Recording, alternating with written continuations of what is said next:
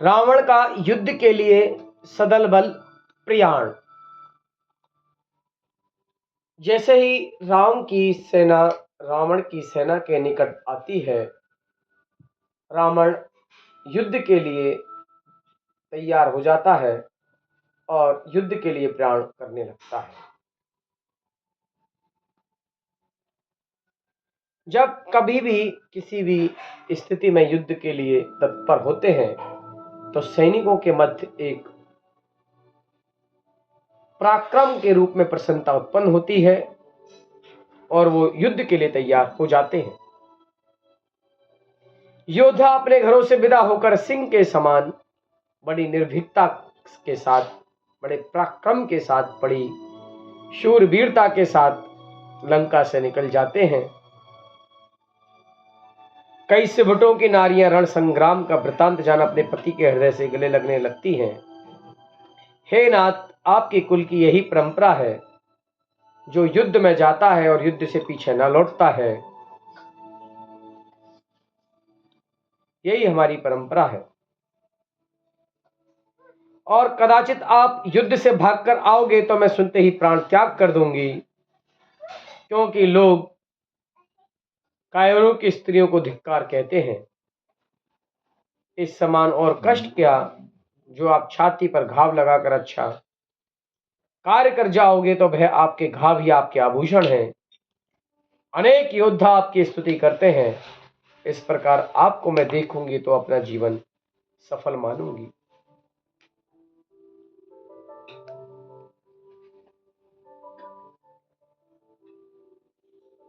और स्वर्ण के कमलों से जिनेश्वर की पूजा कराऊंगी। जो महायोद्धा रण में मृत्यु को प्राप्त होते ही उनका मरण ही धन्य है, और जो युद्ध से भागकर आते हैं उनका जीवन ही मरण समान है।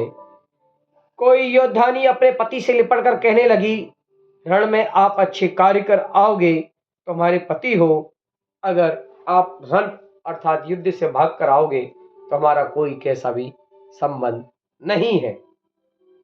कोई अपने पति से कहती है, आपके पुराने युद्ध के घाव अभी ठीक हुए हैं, अब नए घाव लगे तो ही आपके शरीर की शोभा है, अर्थात वही आपके शरीर के आभूषण हैं। वह दिन कब होगा जब आप जीत कर आओगे और हम आप हर्ष से देखेंगे। आपकी हार हम खेल में भी नहीं देख सके तो युद्ध में कैसे देखेंगे। कोई योद्धानी नहीं थी, परंतु पति को संग्राम में जाते देख प्रसन्न होती है। अगर किसी की अपनी पत्नी से पति का अनुबंध थी तो पति को रण में जात देख मान छोड़ पति को गले लगाकर बड़े स्नेह के साथ कहती है, युद्ध योग शिक्षा देती है। कोई क्षत्राणी अपने पति के बक्ष स्थल में अपने नख का चिन्ह कर होनहार शत्रुओं को घात को दर्शाती रही। इस प्रकार अनेक रानियां, अनेक योद्धानियां अपने प्रीतमों से स्नेह कर रण में ढण करने लगी।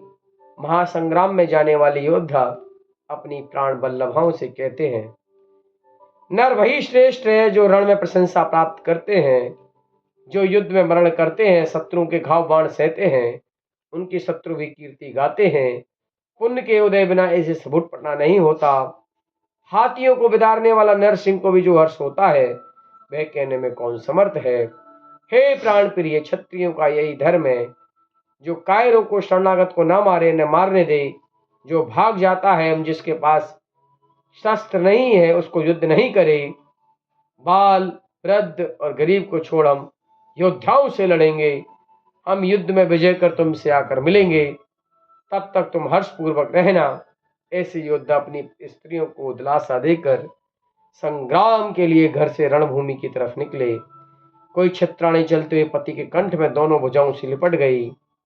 कोई क्षत्राणी कवच पहने पति के अंग से लगी, तभी शरीर का स्पर्श नहीं हुआ तो महादुखी हुई। कोई स्त्रीवाची कवच पहने पति को देख ईर्ष्या करने लगी। हमको छोड़ दूसरी स्त्री कौन उसके हृदय से लगती है। तब पति ने प्रियास को अप्रसन्न जान कहा, हे प्रिय, यह आधा कवच है, स्त्री नहीं। तब पति के शब्द सुन हर्षित हुई। कोई पति के साथ पीछे पीछे जाने लगी तो पति की रण की अभिलाषा इनको देखा नहीं गया। रण के बाजे बजे, रणभेरिया बजी, योद्धाओं का मन रणभूमि में और स्त्रियों से विदा होना, सो दोनों तरफ मन झूले में झूलने लगे। रेतानियों को छोड़ रोबत चले तो उनकी स्त्रियों ने आंसू नहीं निकाले। आंसू अमंगल के सूचक होते हैं।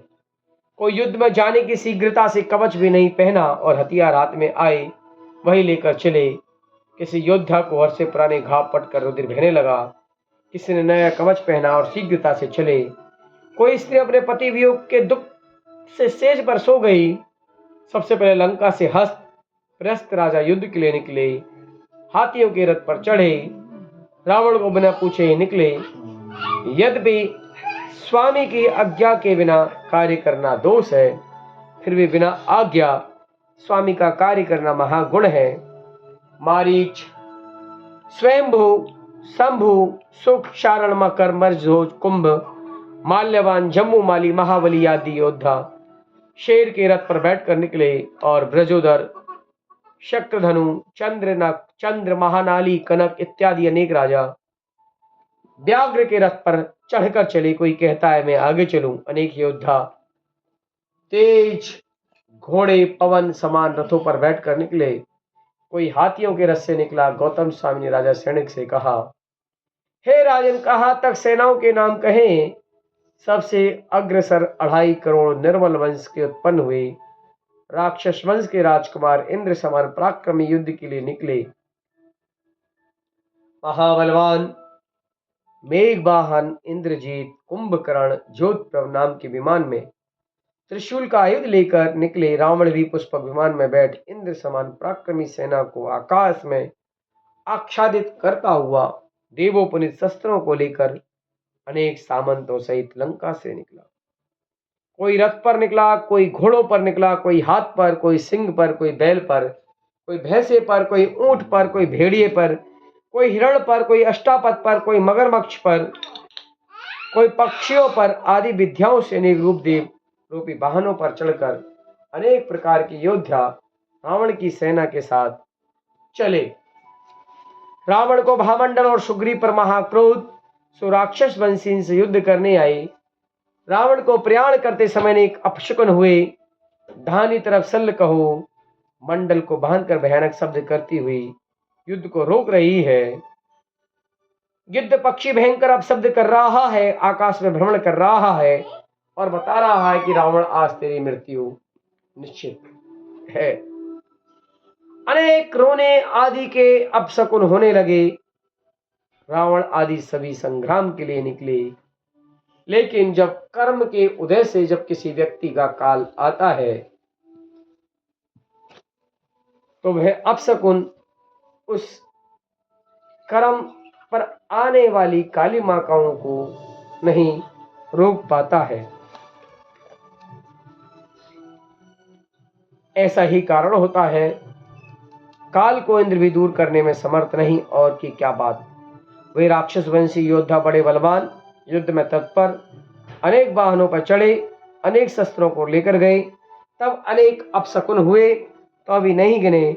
निर्भय होकर राम की सेना के सन्मुख आए। पापों के बढ़ने से पुण्य क्षीण हो जाता है। इस प्रकार रविशरण आचार्य का हम यह 27वां भाव पूर्ण किया।